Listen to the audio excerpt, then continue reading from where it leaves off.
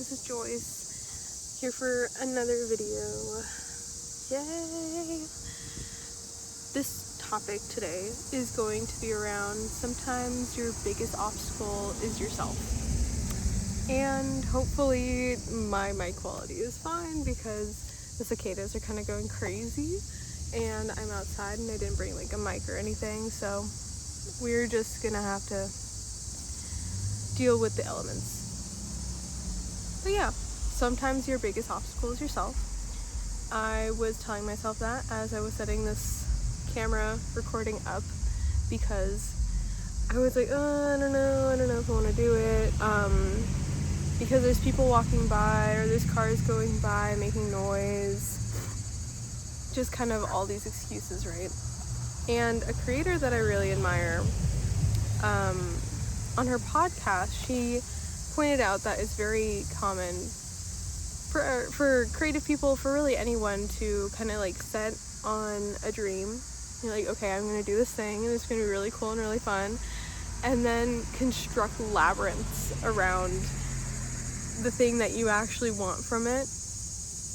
Labyrinths of excuses or things that you need to get before you actually get that thing, or people that you couldn't possibly chase after that thing publicly, visibly, because there's people to consider. Recently I have experienced that with trying to avoid talking publicly around like the situation that happened in my life, a conflict that happened between friends and I, that I've been like, I don't really want to talk about this in public because I just feel like I'm being messy, I'm adding fuel to the fire, I am being petty, problematic, like all these kinds of different labels that I was like, no, like I shouldn't do this. And then you see people who have really invested in themselves and taken a chance on themselves too. The main person that comes to mind is Taylor Swift, because right now I'm a huge Swiftie, and she's like an amazing artist in my opinion.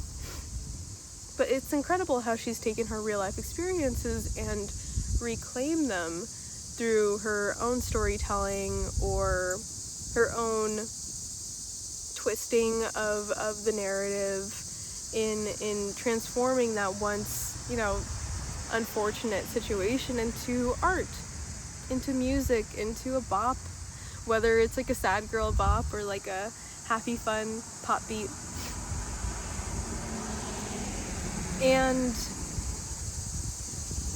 this week I was sick. I got sick with COVID. That was really fun. This week I got sick with COVID, and in my feverish slumber the first 2 days of being sick, it like came to me, like I really wanted to start a Substack and start writing about certain topics that I felt passionately about. I felt passionately about the creative process and how it feels like this kind of push and pull between like depressive episodes where you're so uninspired versus mania where you're like, I gotta put this out as much as possible. And I wanted to write on topics that happened in my life too, where it's like, like navigating conflict or, reaching resolution in interpersonal relationships, so on and so forth, right? All these ideas came to me and I'm like, oh my god. And I stayed up till 3 a.m, like just notes app writing, just like thought to text what I was thinking. And one of those articles is published now. It is called, what did I call it? It's called The Other Side of Betrayal, Breakups, Betrayal, and Grief, from someone who made it out alive. So that was the article that I put out, and it kind of references these specific times of my life where, I felt like it was too messy, too personal to put out. I'd be dramatic doing so. To some people, yeah, I probably am the problem. But on the other hand, tying back to the thesis of this video, sometimes you are your own problem, or like you're your only problem, if that's what I said. I had constructed all these labyrinths around, you know, reactions of people around me that would happen if they were to see something like that from my end. All the catastrophes possible that would occur if I were to put something out like this to my name. And I'm in the first 12 hours of it being out, right? And nothing has happened. And literally nothing has happened. And I don't think anything will happen. I don't think certain people will come with their pitchforks and torches telling me that, you know, I'm an abomination and all these things. I think that truly I'm allowed. Oh my god, the cicadas got so loud. I am allowed to exist as freely, as weirdly, as strangely as I want to exist. And the people that inevitably do say something about it, here's the other part of that, right? Like, you are triggering something in them that they don't like about themselves. And I think the problem with being messy, being problematic openly, unapologetically, right? Being dramatic, it is so frowned upon because a lot of people feel like they can't stand up for their own selves. They can't, you know, put aside these kind of social norms we all try to abide by and be selfish and say, actually, no, like, this is my opinion, this is my point, I know it's abrasive, but this is what I believe. A lot of the times, to keep the peace, to retain the connections between the people that we're in community around, a lot of times we silence ourselves to do that. And in this process, I will say, it's been a kind of cascade of realizing how much I just don't fit in this old community anymore. So it has felt natural to fall into the natural, like, order of, yeah, no, like, nothing is going to come about this anymore. There is no community left salvageable from this group of people. There are no favors left to be expected, to be wanted. The connection has run its course, and it's not entirely a malicious thing. It's you know, being me moving across the country, or me being a long distance friend for a lot of the time, or even growing up past childhood, past college, and gravitating towards your own interests and wanting to be something different than who you were when you were 14, 15, 20. Yeah. And from that experience, I am very appreciative to the people that have stayed, to the friendships, the connections that have evolved as I've evolved. But this next stage, you know, of owning my adulthood, of owning being 25, it really feels like a game of pretend, where I'm like, okay, now I'm wearing my dad's work clothes, the adult work clothes, and I'm like, you know, it's so oversized on me, but I'm like, I'm going to work now.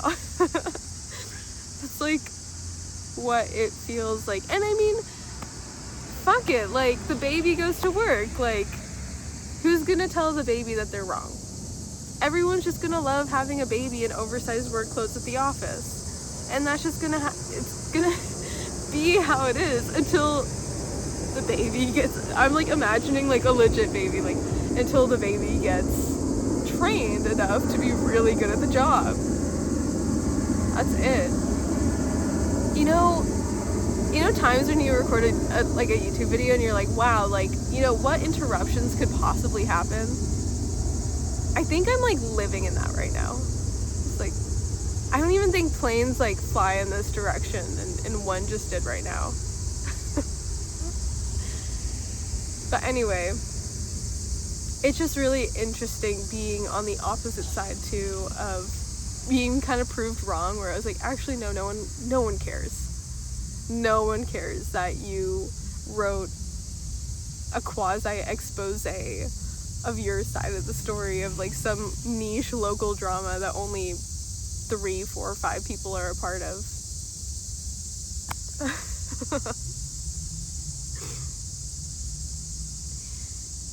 But beyond that, right? Beyond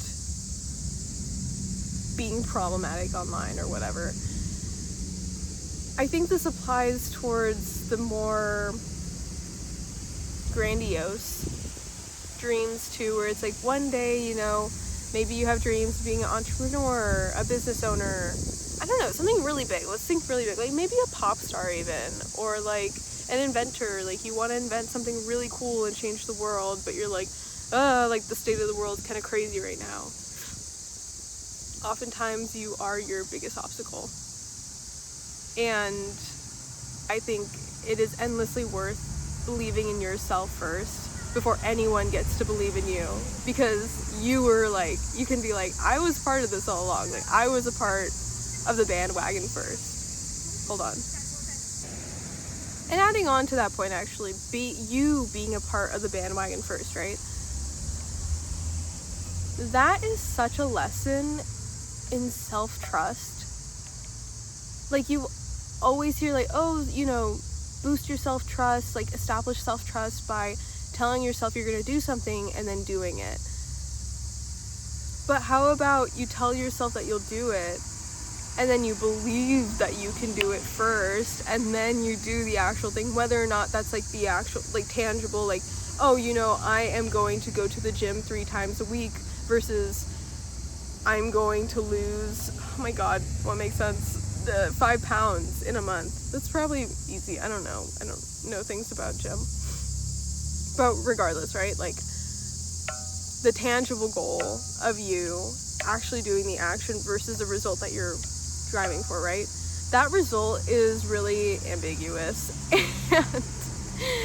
And I feel like it's ever evolving, that result. Like, yeah, sure, maybe you want to lose 5 pounds, but actually you just want to look more toned.